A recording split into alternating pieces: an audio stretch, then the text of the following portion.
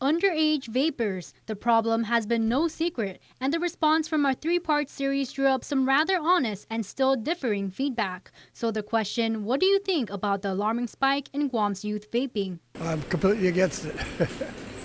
And why is that? I don't understand why you want to do it. It can do nothing but hurt you. Many of you agreeing it isn't My right. thought is it is unacceptable. As a non-smoker myself, I don't believe kids should be vaping. It should be illegal, if you ask me. Oh, no good. You gotta stop those. And why is that, sir? I'm gonna be a judge of that. But I do know vaping is not good though. Same as smoking, so. KUAM brought you the undercover report going into multiple vape shops and mom-and-pop stores. At least one cashier even selling a vape to our KUAM intern without asking for his ID to verify his age. It's lessons learned as enforcement is ongoing, and the law is clear that selling these items to anyone under 21 is illegal. So what else can be done to curb the problem from continuing to get out of hand? It's going to be hard because no matter what you do, people are still going to do it. Even if you say it's against the law, you know. But the only thing you can try to do is try to prevent sales, but that's not going to be that great. Well, I think it all starts from home.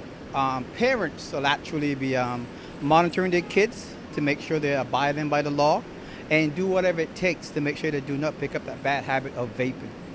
And could implementing a tax of these vape products be of any help? Vape Escape CEO Theseus Mendiola says while senators are looking at taxing vapes like tobacco, he feels that it's not a solution. The sin tax was created due to the cancer studies that they were doing. So basically the harm had to equate to the tax. So because it was killing 500,000 people a year, cigarettes were, to offset the healthcare costs, they were taxing cigarettes accordingly to that. Now, when you do that comparison, is it fair to tax vape at that same level when there's no deaths resulting in vape? While there was a bill proposed last legislative term at the request of Guam Youth Congress for a 40% tax on e-liquids, it never made it to the session floor for a vote. In another attempt by the legislature this year, Senator Tom Fisher proposed a bill to ban vape flavors. Meanwhile, Dr. Ned David, a primary author of the Guam State Epidemiological Report, says there's room for more regulation as seen from a neighboring island.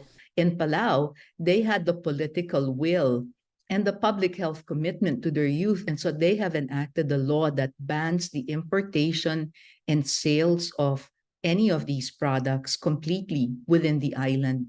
From solutions like levying taxes, banning flavors, to banning importation altogether, one thing many agreed on is that something more needs to be done to protect our youth. Matsuki Hariyama, KUAM News.